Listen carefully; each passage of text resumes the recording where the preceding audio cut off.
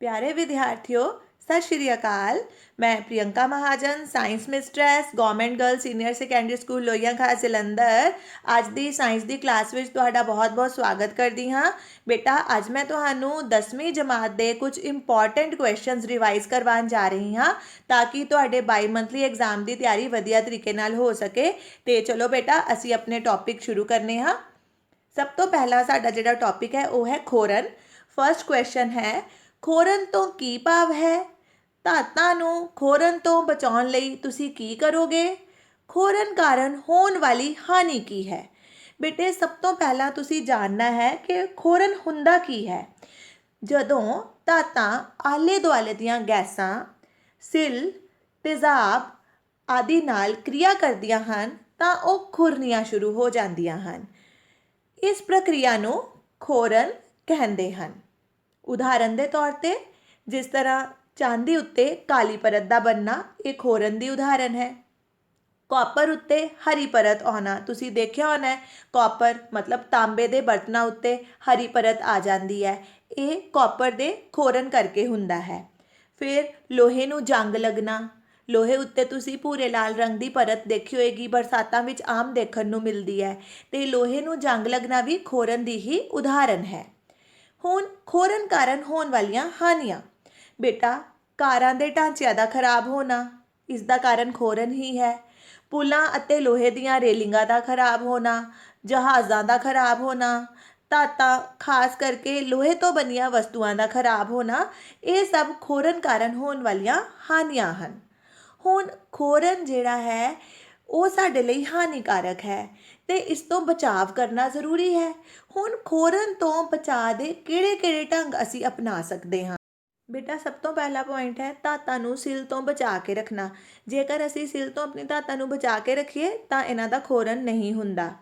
ਧਾਤਾਂ ਨੂੰ ਪੇਂਟ ਕਰਕੇ, ਜੇਕਰ ਤੁਸੀਂ ਧਾਤਾਂ ਦੀ ਸਤ੍ਹਾ 'ਤੇ ਪੇਂਟ ਕਰ ਦਿਓ ਤਾਂ ਇਹ ਧਾਤਾਂ ਗੈਸਾਂ, ਸਿਲ, ਤੇਜ਼ਾਬ ਆਦਿ ਦੇ ਸੰਪਰਕ ਵਿੱਚ ਆਉਣ ਤੋਂ ਬਚ ਜਾਣਗੀਆਂ ਤੇ ਇਹਨਾਂ ਦਾ ਖੋਰਨ ਨਹੀਂ ਹੋਵੇਗਾ।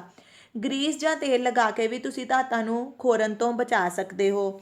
ਫਿਰ ਧਾਤਾਂ ਦੀ ਸਤ੍ਹਾ 'ਤੇ ਕਿਸੇ ਹੋਰ ਖੋਰਨ ਰੋਧੀ ਧਾਤ ਦੀ ਪਰਤ ਚੜ੍ਹਾ ਕੇ ਤੁਸੀਂ ਧਾਤਾਂ ਨੂੰ ਖੋਰਨ ਤੋਂ ਬਚਾ ਸਕਦੇ ਹੋ। ਫਿਰ ਗੈਲਵਨੀਕਰਨ ਕਰਕੇ, ਗੈਲਵਨੀਕਰਨ ਦਾ ਮਤਲਬ ਹੈ ਕਿ ਧਾਤ ਉੱਪਰ ਜ਼ਿੰਕ ਦੀ ਪਰਤ ਚੜ੍ਹਾ ਕੇ ਤੁਸੀਂ ਉਸ ਧਾਤ ਨੂੰ ਖੋਰਨ ਤੋਂ ਬਚਾ ਸਕਦੇ ਹੋ। ਫਿਰ ਮਿਸ਼ਰਿਤ ਧਾਤ ਬਣਾ ਕੇ, ਜੇਕਰ ਤੁਸੀਂ ਕਿਸੇ ਧਾਤ ਨੂੰ ਖੋਰਨ ਤੋਂ ਬਚਾਉਣਾ ਹੈ ਤਾਂ ਤੁਸੀਂ ਉਸ ਧਾਤ ਦੀ ਮਿਸ਼ਰਿਤ ਧਾਤ ਬਣਾ ਦਿਓ, ਇਸ ਤੋਂ ਉਹ ਖੋਰਨ ਤੋਂ ਬਚ ਜਾਏਗੀ। ਸੋ ਬੇਟਾ, ਨੈਕਸਟ ਕੁਐਸਚਨ ਇਜ਼ ਦੁਰਗੰਧਤਾ ਤੋਂ ਕੀ ਭਾਵ ਹੈ? ਇਸ ਨੂੰ ਕਿਵੇਂ ਰੋਕਿਆ ਜਾ ਸਕਦਾ ਹੈ? ਬੇਟਾ, ਤੁਸੀਂ ਦੇਖਿਆ ਹੋਣਾ ਹੈ ਕਈ ਵਾਰ ਤੁਹਾਡੀ ਚਰਬੀ ਯੁਕਤ ਚੀਜ਼ਾਂ ਜਿਹੜੀਆਂ ਉਹ ਖਰਾਬ ਹੋ ਜਾਂਦੀਆਂ, ਉਹਨਾਂ ਵਿੱਚੋਂ ਸਮੈਲ ਆਉਣਾ ਸ਼ੁਰੂ ਹੋ ਜਾਂਦੀ ਹੈ ਤੇ ਉਹਨਾਂ ਦਾ ਸਵਾਦ ਵੀ ਬਦਲ ਜਾਂਦਾ ਹੈ। ਹੁਣ ਅਸਲ ਵਿੱਚ ਇਹ ਹੋਇਆ ਕੀ, ਇਹ ਤੁਹਾਨੂੰ ਸਮਝਾਉਣ ਲਈ ਮੈਂ ਦੁਰਗੰਧਤਾ ਬਾਰੇ ਦੱਸਾਂਗੀ। ਜਦੋਂ ਚਰਬੀ ਜਾਂ ਤੇਲ ਯੁਕਤ ਪਦਾਰਥਾਂ ਵਿੱਚ ਮੌਜੂਦ ਚਰਬੀ ਅਤੇ ਤੇਲਾਂ ਦਾ ਆਕਸੀਕਰਨ ਹੋ ਜਾਂਦਾ ਹੈ ਤਾਂ ਉਹ ਦੁਰਗੰਧ ਦੇਣ ਲੱਗ ਪੈਂਦੇ ਹਨ ਅਤੇ ਉਹਨਾਂ ਦੇ ਗੰਧ ਅਤੇ ਸਵਾਦ ਬਦਲ ਜਾਂਦੇ ਹਨ। ਇਸ ਪ੍ਰਕਿਰਿਆ ਨੂੰ ਦੁਰਗੰਧਤਾ ਕਹਿੰਦੇ ਹਨ। ਦੁਰਗੰਧਤਾ ਨੂੰ ਰੋਕਣ ਲਈ ਉਪਾਅ। ਪਹਿਲਾ, ਖਾਦ ਪਦਾਰਥਾਂ ਵਿੱਚ ਪ੍ਰਤੀ ਆਕਸੀਕਾਰਕ ਮਿਲਾ ਕੇ। ਬੇਟੇ, ਪ੍ਰਤੀ ਆਕਸੀਕਾਰਕ ਅਜਿਹੇ ਪਦਾਰਥ ਹੈ ਜਿਹੜੇ ਖਾਦ ਪਦਾਰਥਾਂ ਦਾ ਆਕਸੀਕਰਨ ਨਹੀਂ ਹੋਣ ਦੇਣਗੇ, ਅਤੇ ਜੇਕਰ ਅਸੀਂ ਖਾਦ ਪਦਾਰਥਾਂ ਵਿੱਚ ਪ੍ਰਤੀ ਆਕਸੀਕਾਰਕ ਮਿਲਾ ਦਈਏ ਤਾਂ ਉਹਨਾਂ ਦਾ ਆਕਸੀਕਰਨ ਨਹੀਂ ਹੋਏਗਾ ਅਤੇ ਦੁਰਗੰਧਤਾ ਤੋਂ ਬਚਾਅ ਹੋ ਜਾਏਗਾ। ਫਿਰ ਖਾਦ ਪਦਾਰਥਾਂ ਨੂੰ ਹਵਾ ਰੋਧਕ ਬਰਤਨਾਂ ਵਿੱਚ ਰੱਖ ਕੇ, ਏਅਰ ਟਾਈਟ ਕੰਟੇਨਰਸ ਵਿੱਚ ਹਵਾ ਰੋਧਕ ਬਰਤਨਾਂ ਵਿੱਚ ਰੱਖ ਕੇ ਵੀ ਤੁਸੀਂ ਖਾਦ ਪਦਾਰਥਾਂ ਨੂੰ ਦੁਰਗੰਧਤਾ ਤੋਂ ਬਚਾ ਸਕਦੇ ਹੋ। ਬੇਟਾ, ਉਸ ਤੋਂ ਬਾਅਦ ਖਾਦ ਪਦਾਰਥਾਂ ਨੂੰ ਰੈਫਰੀਜਰੇਟਰ ਵਿੱਚ ਰੱਖ ਕੇ, ਅਸੀਂ ਰੈਫਰੀਜਰੇਟਰ ਵਿੱਚ ਖਾਦ ਪਦਾਰਥਾਂ ਨੂੰ ਰੱਖ ਕੇ ਵੀ ਖਰਾਬ ਹੋਣ ਤੋਂ ਬਚਾ ਸਕਦੇ ਹਾਂ। ਫਿਰ ਚਿਪਸ ਦੇ ਲਿਫਾਫੇ ਵਿੱਚ ਨਾਈਟ੍ਰੋਜਨ ਗੈਸ ਭਰ ਕੇ। ਬੇਟੇ, ਤੁਸੀਂ ਦੇਖਿਆ ਹੋਣਾ ਚਿਪਸ ਦੇ ਲਿਫਾਫੇ ਫੁੱਲੇ ਹੁੰਦੇ ਹਨ, ਉਸ ਵਿੱਚ ਇੱਕ ਗੈਸ ਭਰੀ ਹੁੰਦੀ ਹੈ ਜਿਸ ਕਾਰਨ ਜਿਹੜੀ ਚਿਪਸ ਹੈ ਉਹ ਖਰਾਬ ਨਹੀਂ ਹੁੰਦੀ। ਬੇਟੇ, ਉਸ ਵਿੱਚ ਨਾਈਟ੍ਰੋਜਨ ਭਰੀ ਹੁੰਦੀ ਹੈ ਅਤੇ ਅਜਿਹਾ ਚਿਪਸ ਨੂੰ ਦੁਰਗੰਧਤਾ ਤੋਂ ਬਚਾਉਣ ਲਈ ਕੀਤਾ ਜਾਂਦਾ ਹੈ। ਚਰਬੀ ਜਾਂ ਤੇਲ ਯੁਕਤ ਪਦਾਰਥਾਂ ਨੂੰ ਰੋਸ਼ਨੀ ਤੋਂ ਬਚਾ ਕੇ, ਇਸ ਤਰ੍ਹਾਂ ਵੀ ਦੁਰਗੰਧਤਾ ਨੂੰ ਰੋਕਿਆ ਜਾ ਸਕਦਾ ਹੈ। ਨੈਕਸਟ, ਓਜ਼ੋਨ ਪਰਤ ਅਤੇ ਇਸ ਦੇ ਨਸ਼ਟ ਹੋਣ ਦਾ ਵਾਤਾਵਰਣ 'ਤੇ ਪ੍ਰਭਾਵ। ਬੇਟੇ, ਇਹ ਵੀ ਬਹੁਤ ਜ਼ਿਆਦਾ ਇੰਪੋਰਟੈਂਟ ਟੌਪਿਕ ਹੈ, ਪੇਪਰ ਵਿੱਚ ਕਈ ਵਾਰ ਪੁੱਛਿਆ ਜਾਂਦਾ ਹੈ। ਸਭ ਤੋਂ ਪਹਿਲਾਂ ਓਜ਼ੋਨ ਕੀ ਹੈ? ਬੇਟਾ, ਓਜ਼ੋਨ ਇੱਕ ਜ਼ਹਿਰੀਲੀ ਗੈਸ ਹੈ। ਇਸ ਦਾ ਸੰਕੇਤ O3 ਹੈ। ਜਿਸ ਤਰ੍ਹਾਂ ਆਕਸੀਜਨ ਨੂੰ ਤੁਸੀਂ O2 ਲਿਖਦੇ ਹੋ, ਓਜ਼ੋਨ ਦਾ ਸੰਕੇਤ ਹੈ O3। ਫਿਰ ਵਾਯੂਮੰਡਲ ਦੇ ਉੱਪਰਲੇ ਪੱਧਰ ਉੱਤੇ ਪਰਾਵੈਂਗਨੀ ਵਿਕਿਰਨਾਂ ਦੇ ਪ੍ਰਭਾਵ ਕਾਰਨ ਆਕਸੀਜਨ ਅਣੂਆਂ ਤੋਂ ਓਜ਼ੋਨ ਬਣਦੀ ਹੈ। ਇੱਥੇ ਤੁਸੀਂ ਕਿਰਿਆ ਵੀ ਦੇਖ ਸਕਦੇ ਹੋ। ਆਕਸੀਜਨ ਗੈਸ ਸਾਡੇ ਵਾਤਾਵਰਣ ਵਿੱਚ ਮੌਜੂਦ ਹੈ। ਪਰਾਵੈਂਗਨੀ ਕਿਰਨਾਂ ਆਕਸੀਜਨ ਗੈਸ 'ਤੇ ਪਈਆਂ ਅਤੇ ਆਕਸੀਜਨ ਦੇ ਪਰਮਾਣੂ O+O ਜਿਹੜੇ ਮੈਂ ਲਿਖਿਆ, ਇਹ ਆਕਸੀਜਨ ਗੈਸ ਆਕਸੀਜਨ ਦੇ ਪਰਮਾਣੂਆਂ ਵਿੱਚ ਟੁੱਟ ਗਈ। ਇਹ ਆਕਸੀਜਨ ਦੇ ਪਰਮਾਣੂ ਆਕਸੀਜਨ ਗੈਸ ਨਾਲ ਕਿਰਿਆ ਕਰਨਗੇ ਅਤੇ ਓਜ਼ੋਨ ਗੈਸ ਬਣੇਗੀ। ਉਸ ਤੋਂ ਬਾਅਦ ਇਹ 15 ਕਿਲੋਮੀਟਰ ਤੋਂ 60 ਕਿਲੋਮੀਟਰ ਦੀ ਉਚਾਈ 'ਤੇ ਸਮਤਾਪ ਮੰਡਲ ਵਿੱਚ ਪਾਈ ਜਾਂਦੀ ਹੈ। ਬੇਟੇ, ਜਿਹੜੀ ਸਾਡੀ ਓਜ਼ੋਨ ਗੈਸ ਹੈ ਇਹ ਸਮਤਾਪ ਮੰਡਲ ਵਿੱਚ ਪਾਈ ਜਾਂਦੀ ਹੈ ਅਤੇ ਇਹ ਧਰਤੀ ਤੋਂ 15 ਕਿਲੋਮੀਟਰ ਤੋਂ 60 ਕਿਲੋਮੀਟਰ ਦੀ ਉਚਾਈ 'ਤੇ ਪਾਈ ਜਾਂਦੀ ਹੈ। ਇਹ ਨੀਲੇ ਰੰਗ ਦੀ ਗੈਸ ਹੈ ਜਿਸ ਨੇ ਧਰਤੀ ਦੇ ਚਾਰੋਂ ਪਾਸੇ ਇੱਕ ਗਿਲਾਫ ਜਿਹਾ ਬਣਾਇਆ ਹੋਇਆ ਹੈ। ਇਸਨੇ ਧਰਤੀ ਨੂੰ ਇੱਕ ਕੰਬਲ ਵਾਂਗ ਕਵਰ ਕੀਤਾ ਹੋਇਆ ਹੈ। ਫਿਰ ਉਸ ਤੋਂ ਬਾਅਦ ਲਾਭ। ਹੁਣ ਓਜ਼ੋਨ ਦੇ ਲਾਭ ਕੀ ਹਨ? ਬੇਟੇ, ਇਹ ਸੂਰਜ ਤੋਂ ਆਉਣ ਵਾਲੀਆਂ ਪਰਾਵੈਂਗਨੀ ਕਿਰਨਾਂ ਨੂੰ ਸੋਖ ਲੈਂਦੀ ਹੈ। ਜਿਹੜੀ ਓਜ਼ੋਨ ਪਰਤ ਹੈ, ਸੂਰਜ ਤੋਂ ਆਉਣ ਵਾਲੀਆਂ ਪਰਾਵੈਂਗਨੀ ਕਿਰਨਾਂ ਜਿਹੜੀ ਕਿ ਸਾਡੇ ਲਈ ਹਾਨੀਕਾਰਕ ਹੁੰਦੀਆਂ ਹਨ, ਉਹਨਾਂ ਨੂੰ ਓਜ਼ੋਨ ਪਰਤ ਸੋਖ ਲੈਂਦੀ ਹੈ। ਇਹ ਚਮੜੀ ਦੇ ਕੈਂਸਰ ਤੋਂ ਸਾਨੂੰ ਬਚਾਉਂਦੀ ਹੈ ਕਿਉਂਕਿ ਪਰਾਵੈਂਗਨੀ ਕਿਰਨਾਂ ਧਰਤੀ ਤੱਕ ਨਹੀਂ ਪਹੁੰਚ ਪਾਉਂਦੀਆਂ, ਓਜ਼ੋਨ ਪਰਤ ਉਸਨੂੰ ਸੋਖ ਲੈਂਦੀ ਹੈ। ਇਸ ਕਰਕੇ ਅਸੀਂ ਚਮੜੀ ਦੇ ਕੈਂਸਰ ਤੋਂ ਬਚ ਜਾਂਦੇ ਹਾਂ। ਬੇਟਾ, ਪਰ ਇਹ ਜਿਹੜੀ ਓਜ਼ੋਨ ਪਰਤ ਹੈ ਇਹ ਨਸ਼ਟ ਹੋ ਰਹੀ ਹੈ। ਹੁਣ ਓਜ਼ੋਨ ਪਰਤ ਦੇ ਨਸ਼ਟ ਹੋਣ ਦੇ ਕੀ ਕਾਰਨ ਹਨ? ਸਭ ਤੋਂ ਪਹਿਲਾਂ ਬੇਟਾ, ਇੱਕ ਰਸਾਇਣ ਹੈ ਕਲੋਰੋਫਲੋਰੋਕਾਰਬਨ CFC। CFC ਦੀ ਵਰਤੋਂ ਦੇ ਕਾਰਨ ਓਜ਼ੋਨ ਪਰਤ ਨਸ਼ਟ ਹੋ ਰਹੀ ਹੈ।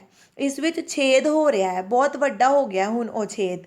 ਫਿਰ ਮਿਥਾਈਲ ਕਲੋਰੋਫਾਰਮ ਦੀ ਵਰਤੋਂ ਕਾਰਨ ਵੀ ਜਿਹੜੀ ਓਜ਼ੋਨ ਪਰਤ ਹੈ ਉਹ ਨਸ਼ਟ ਹੋ ਰਹੀ ਹੈ। ਇਸ ਤੋਂ ਇਲਾਵਾ ਪਰਮਾਣੂ ਵਿਸਫੋਟ, ਸੁਪਰਸੋਨਿਕ ਜਹਾਜ਼ਾਂ ਦੀ ਵਰਤੋਂ ਅਤੇ ਏਰੋਸੋਲਸ ਦੀ ਵਰਤੋਂ, ਇਹਨਾਂ ਸਾਰਿਆਂ ਦੇ ਕਾਰਨ ਵੀ ਸਾਡੀ ਓਜ਼ੋਨ ਪਰਤ ਨਸ਼ਟ ਹੋ ਰਹੀ ਹੈ। ਇਹ ਸਾਰੀ ਚੀਜ਼ਾਂ ਓਜ਼ੋਨ ਪਰਤ ਦੇ ਨਸ਼ਟ ਹੋਣ ਦਾ ਕਾਰਨ ਹੈ। ਓਜ਼ੋਨ ਪਰਤ ਦੇ ਨਸ਼ਟ ਹੋਣ ਦੇ ਪ੍ਰਭਾਵ। ਹੁਣ ਕਿਉਂਕਿ ਓਜ਼ੋਨ ਪਰਤ ਨਸ਼ਟ ਹੁੰਦੀ ਜਾ ਰਹੀ ਹੈ, ਉਸ ਦਾ ਦੁਸ਼ਪ੍ਰਭਾਵ ਪੈ ਰਿਹਾ ਹੈ। ਹੁਣ ਉਹ ਕਿਹੜੇ ਪ੍ਰਭਾਵ ਪੈ ਰਹੇ ਹਨ, ਅਸੀਂ ਉਹਨਾਂ ਨੂੰ ਵੀ ਡਿਸਕਸ ਕਰਾਂਗੇ।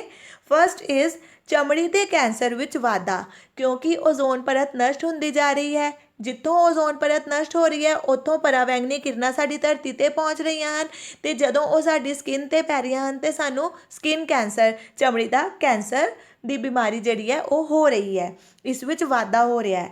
ਸੈਕਿੰਡ, ਪਰਿਸਥਿਤਿਕ ਅਸੰਤੁਲਨ ਪੈਦਾ ਹੋਣ ਦੀ ਸੰਭਾਵਨਾ। ਹਾਂ, ਕਿਉਂਕਿ ਓਜ਼ੋਨ ਪਰਤ ਨਸ਼ਟ ਹੋ ਰਹੀ ਹੈ ਜਿਸ ਦੇ ਕਾਰਨ ਪਰਿਸਥਿਤਿਕ ਅਸੰਤੁਲਨ ਵੀ ਜਿਹੜਾ ਹੈ ਉਹ ਫੈਲ ਰਿਹਾ ਹੈ। ਫਿਰ ਮੋਤੀਆਬਿੰਦ ਦਾ ਕਾਰਨ। ਓਜ਼ੋਨ ਪਰਤ ਦੇ ਨਸ਼ਟ ਹੋਣ ਦੇ ਕਾਰਨ ਜਿਹੜੇ ਮੋਤੀਆਬਿੰਦ ਦੀ ਬਿਮਾਰੀ ਹੈ ਉਹ ਵੀ ਵੱਧ ਰਹੀ ਹੈ। ਮਨੁੱਖਾਂ ਵਿੱਚ ਰੋਗ ਪ੍ਰਤੀਰੋਧਕ ਸਮਰੱਥਾ ਵਿੱਚ ਕਮੀ ਆ ਰਹੀ ਹੈ ਓਜ਼ੋਨ ਪਰਤ ਦੇ ਨਸ਼ਟ ਹੋਣ ਦੇ ਕਾਰਨ, ਅਤੇ ਨਾਲ ਹੀ ਸੂਖਮ ਜੀਵਾਂ ਦੀ ਵੀ ਮੌਤ ਹੋ ਰਹੀ ਹੈ। ਓਜ਼ੋਨ ਪਰਤ ਨਸ਼ਟ ਹੋ ਰਹੀ ਹੈ ਅਤੇ ਹਾਨੀਕਾਰਕ ਜਿਹੜੀ ਕਿਰਨਾਂ ਹੈ ਉਹ ਧਰਤੀ 'ਤੇ ਪਹੁੰਚ ਰਹੀਆਂ ਹਨ, ਜਿਸ ਕਰਕੇ ਸਾਡੇ ਸੂਖਮ ਜੀਵ ਜਿਹੜੇ ਹਨ ਉਹ ਉਸਨੂੰ ਸਹਿਣ ਨਹੀਂ ਕਰ ਪਾ ਰਹੇ ਅਤੇ ਉਹਨਾਂ ਦੀ ਮੌਤ ਹੋ ਰਹੀ ਹੈ ਅਤੇ ਜਲੀ ਜੀਵਾਂ ਦਾ ਵੀ ਖਾਤਮਾ ਹੋ ਰਿਹਾ ਹੈ। ਇਹ ਸਾਰੇ ਓਜ਼ੋਨ ਪਰਤ ਦੇ ਨਸ਼ਟ ਹੋਣ ਦੇ ਦੁਸ਼ਪ੍ਰਭਾਵ ਹਨ। ਬੇਟਾ, ਓਜ਼ੋਨ ਪਰਤ ਦੀ ਹਾਨੀ ਨੂੰ ਘੱਟ ਕਰਨ ਲਈ ਉਠਾਏ ਗਏ ਕਦਮ। ਕਿਉਂਕਿ ਓਜ਼ੋਨ ਪਰਤ ਦੀ ਹਾਨੀ ਦੇ ਬਹੁਤ ਜ਼ਿਆਦਾ ਦੁਸ਼ਪ੍ਰਭਾਵ ਪੈ ਰਹੇ ਹਨ ਅਤੇ ਇਸ ਦੀ ਹਾਨੀ ਨੂੰ ਘੱਟ ਕਰਨ ਲਈ ਵੀ ਬਹੁਤ ਉਪਰਾਲੇ ਕੀਤੇ ਜਾ ਰਹੇ ਹਨ। ਸਭ ਤੋਂ ਪਹਿਲਾਂ ਅਸੀਂ ਇਸ ਦੀ ਹਾਨੀ ਨੂੰ ਘੱਟ ਕਰਨ ਲਈ ਕੀ ਕਰ ਸਕਦੇ ਹਾਂ ਅਤੇ ਕਿਹੜੇ ਕਦਮ ਚੁੱਕੇ ਗਏ ਹਨ? ਪਹਿਲਾ ਹੈ ਕਲੋਰੋਫਲੋਰੋਕਾਰਬਨ CFC ਦੇ ਪ੍ਰਯੋਗ ਨੂੰ ਸੀਮਿਤ ਕਰਨਾ। ਬੇਟੇ, ਤੁਹਾਨੂੰ ਮੈਂ ਦੱਸਿਆ ਕਿ ਓਜ਼ੋਨ ਪਰਤ ਕਲੋਰੋਫਲੋਰੋਕਾਰਬਨ ਦੀ ਵਰਤੋਂ ਕਰਕੇ ਨਸ਼ਟ ਹੋ ਰਹੀ ਹੈ ਅਤੇ ਜੇਕਰ ਅਸੀਂ ਇਸ ਰਸਾਇਣ ਦੀ ਘੱਟ ਤੋਂ ਘੱਟ ਵਰਤੋਂ ਕਰੀਏ ਤਾਂ ਬਚਾਵ ਕੀਤਾ ਜਾ ਸਕਦਾ ਹੈ। ਫਿਰ CFC ਦੇ ਵਿਕਲਪ ਦੀ ਤਲਾਸ਼।